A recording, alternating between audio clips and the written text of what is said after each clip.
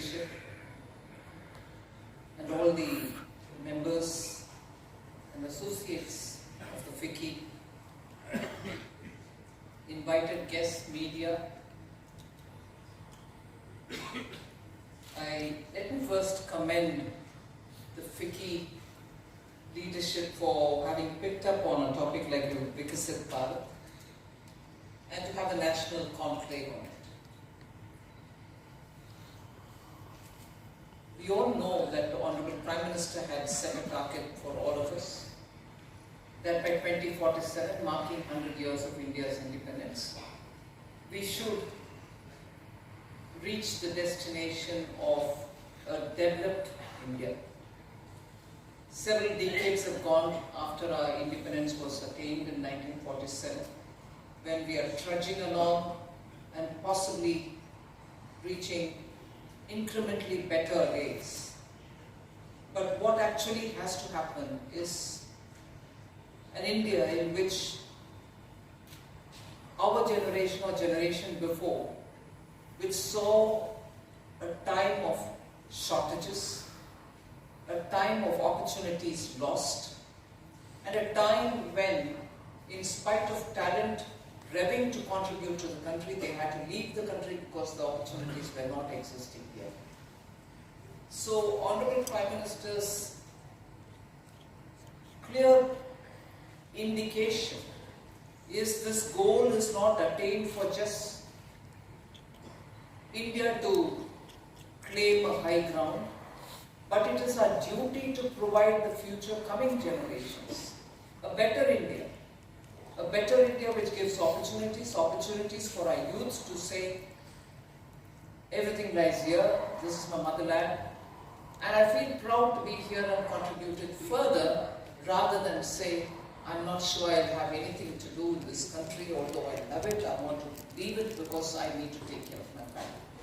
So it's in a way our duty to provide the future generations a better country, of which all of us can be proud, not just nationalistically proud, but also for the inclusive achievements that can be brought in if you look at a developed 2047. And that's the goal.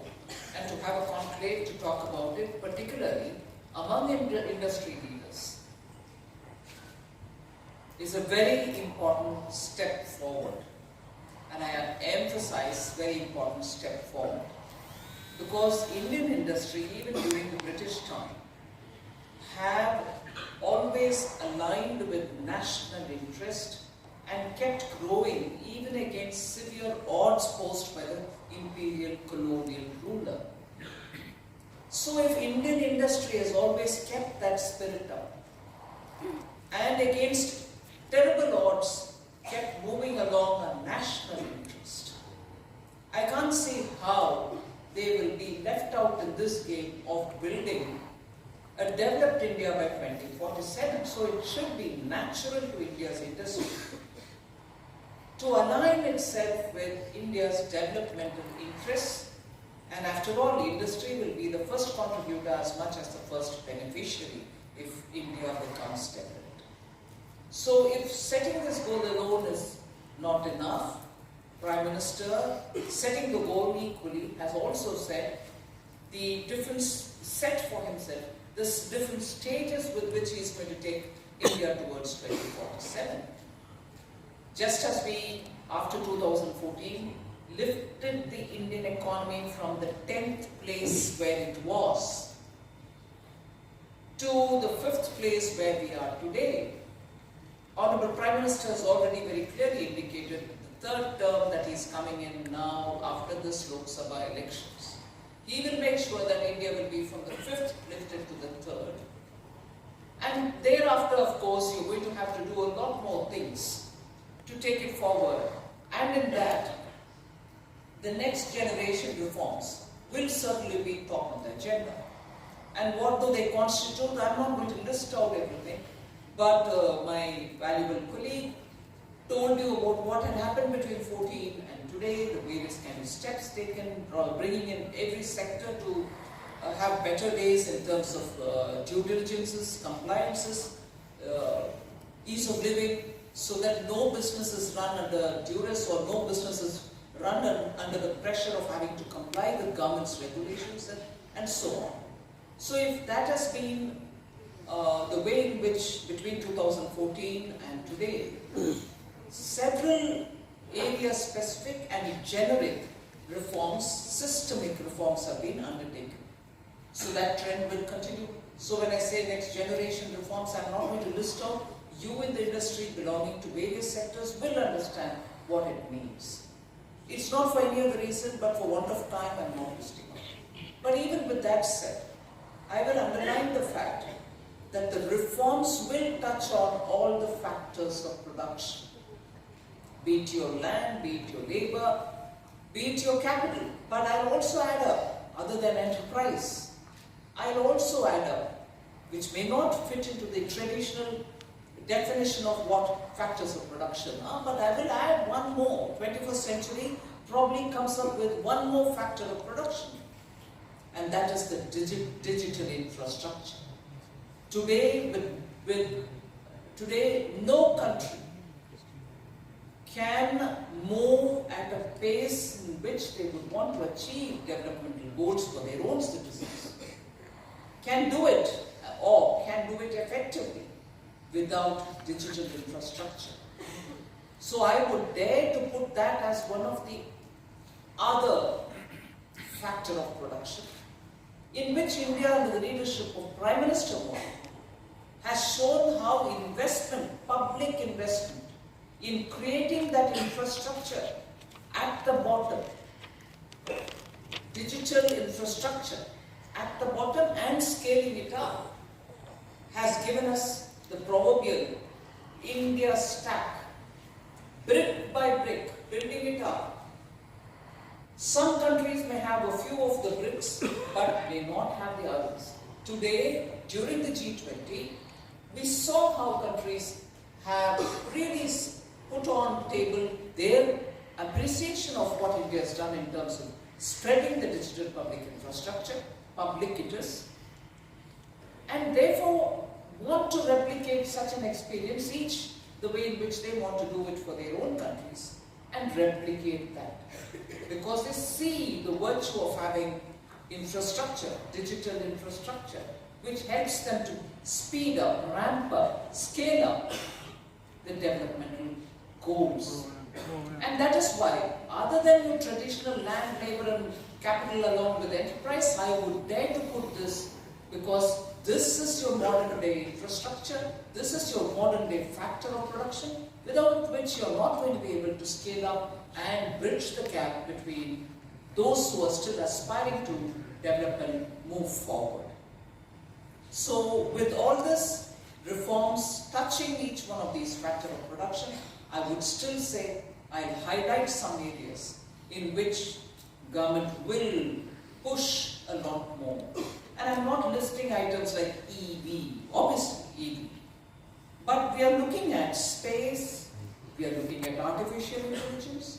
India wants to touch on levels of innovation, investment, and also policy support for expanding in space sector, expanding in artificial intelligence. That is why, in spite of it being a vote on account, we have emphasized that India should become a global hub for artificial intelligence and related research. We'll set up centers of excellence for artificial intelligence.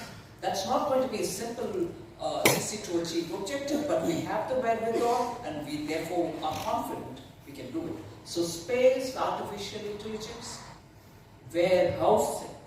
Now when I say warehousing, it's not just the agricultural warehousing at the village level. Yes, that also. But you can imagine the warehousing needs of this country.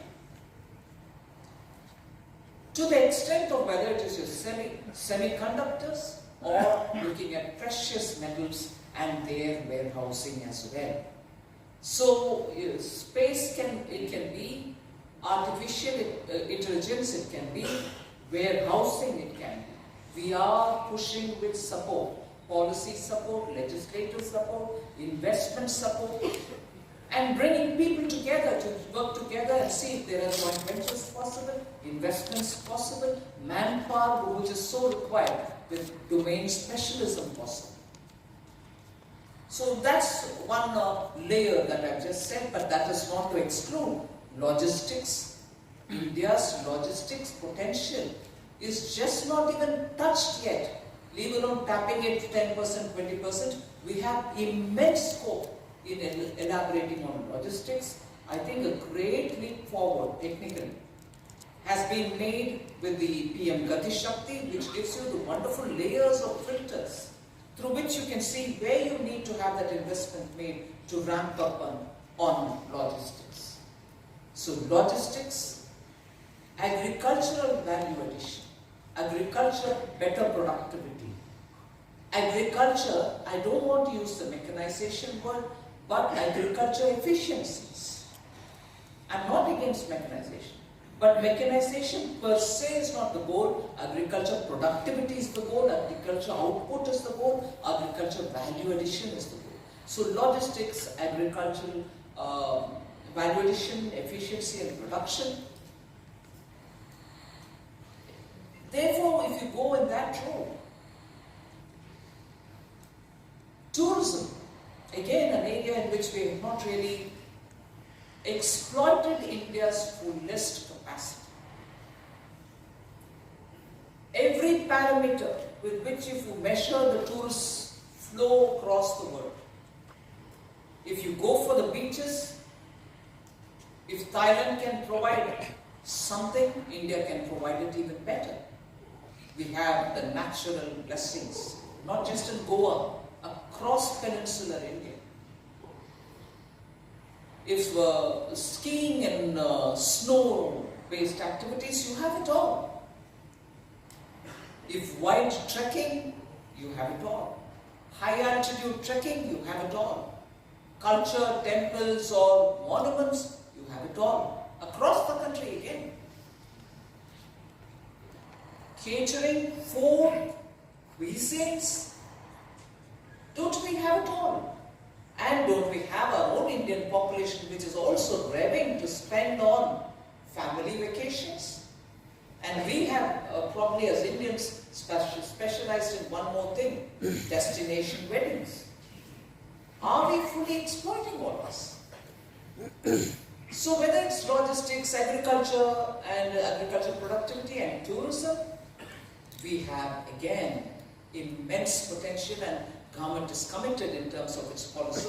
And the reason why Prime Minister is confident that a third term is going to ensure reaching the level of a third largest economy, it's because of the push which he likes to give in these areas. Not just fiscal push, but legislative and other push as well. So industry today is sitting together in a national conclave, talking about what can be done today in India towards 2047. I've not spoken at all about the greening of India, renewable energy, better prospects for not just solar, not just electrical, but also looking at renewing our commitments to hydroelectric power. India's been a leader, but now we need to renew a lot more of them.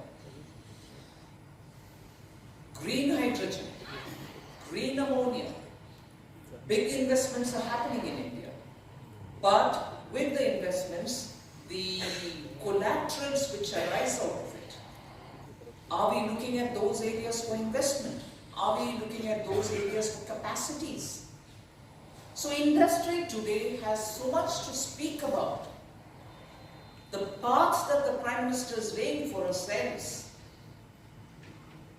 and that path for which even after COVID, well after COVID, government is showing its commitment by ramping up expenditure, capital expenditure. I would appeal to the industry, standing on a ficci platform.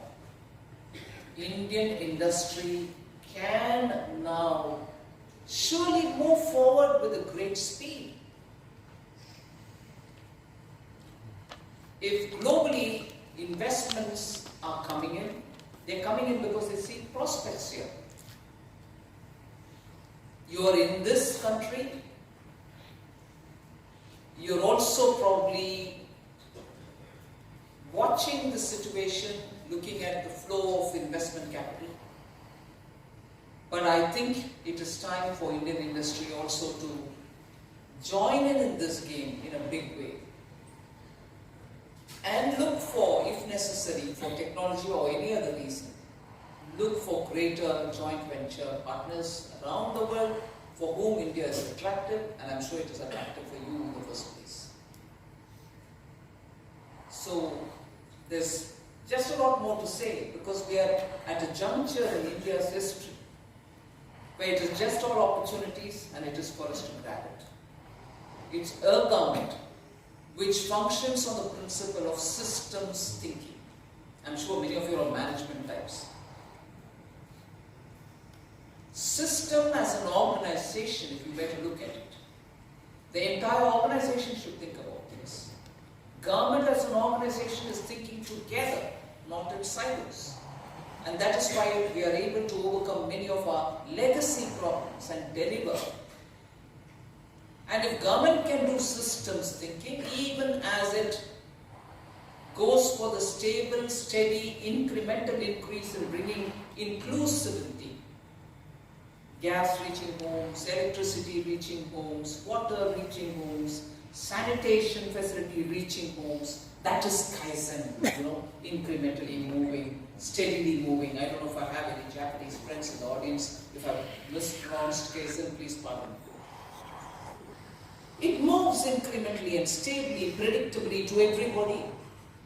But it can't be Kaizen at the top. It has to be for India at least. Just ramping up speedily, because you don't have the luxury of time. You've lost nearly 60 years by moving in incremental pace. Incremental, it has to be for the individual household. But the country's goal has to be achieved through speeding up on scale and getting to the destination in due time. Green commitments are in place. I don't want any questions on, does this mean that India is going to lose out on the sustainability race? No, we shall not. Every commitment given in Paris was fulfilled. COP21 was fulfilled well before time. Every commitment given in Scotland shall also be fulfilled. And India is ramping up its capacities for renewable energy, making sure green cover is maintained. If any country has green cover increased, it's India. So, without taking more of your time, I appreciate once again ficci's efforts to bring together industry, talk about things which matter for building India as a Vikasit Bharat 2047. Industry's role, I again underline, is critical to this. You were with India in its freedom fighting moments. You built your industry and capacity despite the colonial pressures. It's time for us to have economic independence with this goal of Vikasit Bharat, and I'm sure industry will play its role. Thank you very much.